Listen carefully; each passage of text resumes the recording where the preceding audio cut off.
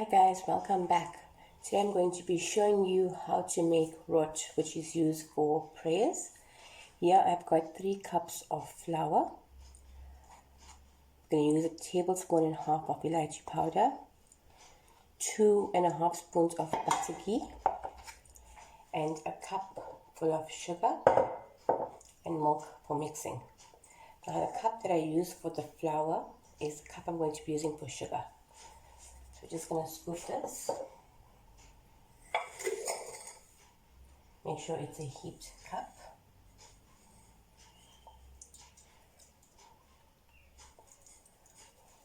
There we go.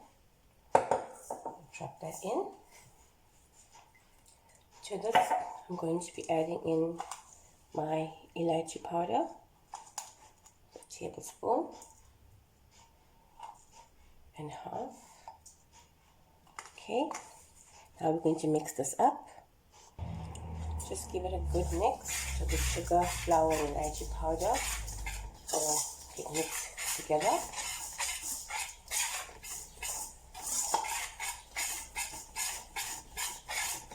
Just rotate the bowl as you go so everything is combined. Okay. Now we're going to add in our butter ghee. Mine is semi-melted, so just be careful when you're pouring in. So 1, 2 and a half. Okay, give this a good mix by hand.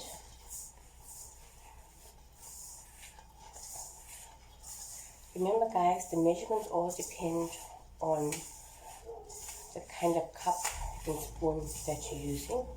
Just going to mix this in nicely. Try and get all that butter ghee mixed with the flour.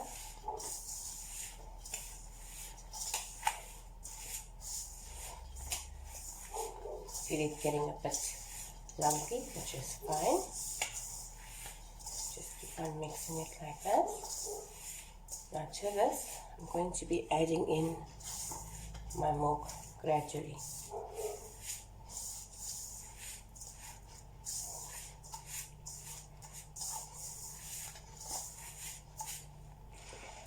Just going to pour in my cup here, my milk. Okay. Remember, we don't want a too sticky dough and we don't want a too soft dough. So we're just going to add this in slowly, a little at a time. Give it a mix.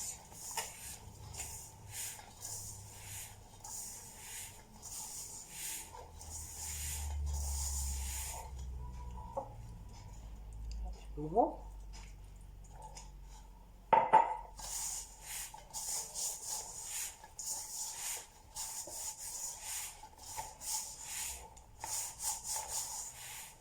Mix everything till it comes together. All the flour that's at the bottom of your dish nicely mixed up. You start to form a dough, as you can see. So you've got to mix it thoroughly.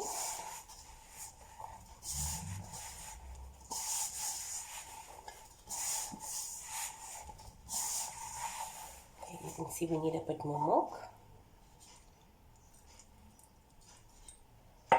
Okay.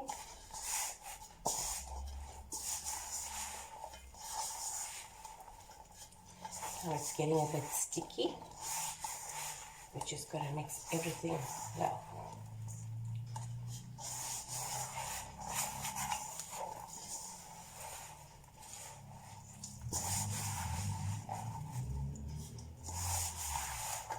Just try and pick up the bottoms as you're going along and mix that in.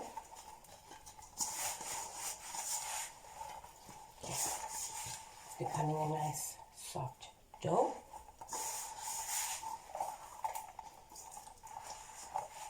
You can still feel the grains of sugar. That is why we need it for about 10 to 15 minutes for the sugar to dissolve into our dough.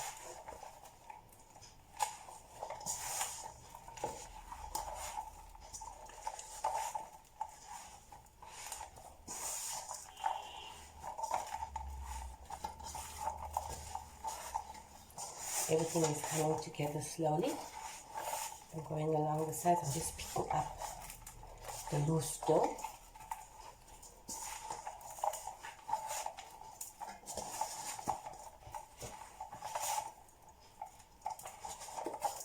Almost there.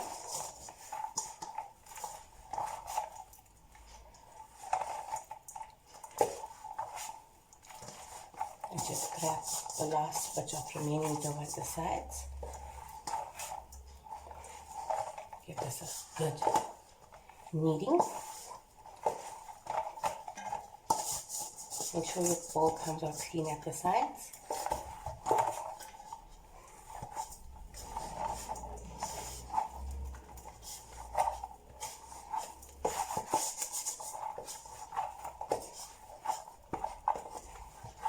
Okay, we're done with this. Now I'm going to put this onto my tabletop here, and we're going to knead this up by hand for about 10 to 15 minutes. So what I'm going to do is, my hands are a bit doughy, adding some oil into my hands. Let's try and clean up this dough. Now we're just going to knead it so all the sugar dissolves.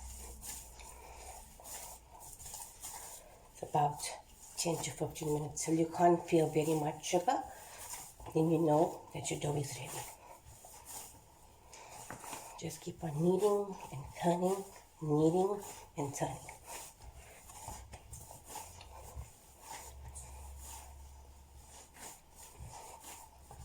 Like so.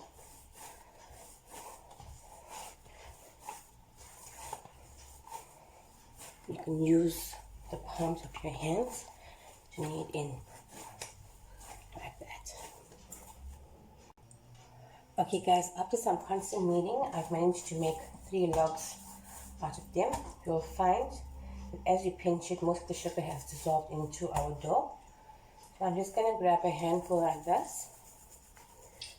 I'm going to roll it around in my hands. You can use a rolling pin if you want, but I prefer my hands.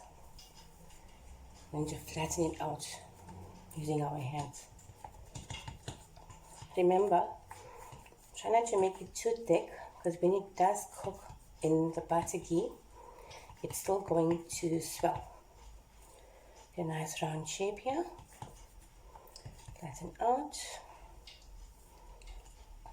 And there we have it. All right, we put this on some wax paper while I'm waiting for our ghee to get hot.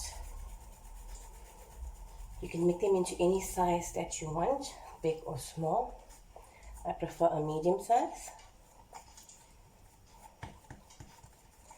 Also remember, when we put our roast into our ghee, the ghee must not be boiling hot, otherwise the outside will cook and become brown, and then the inside is still uncooked. So we're just going to flatten it out.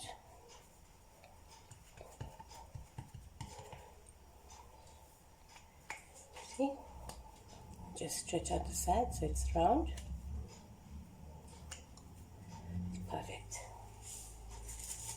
Let's wait for our ghee to get hot and get in with this.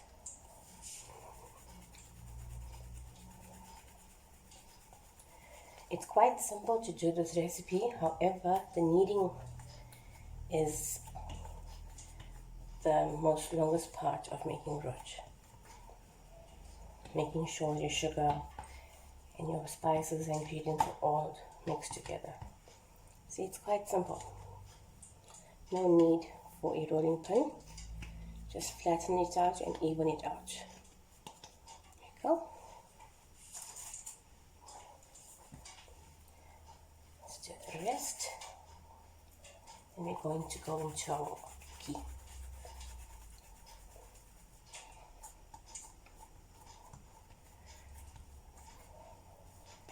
If you want, we can roll out.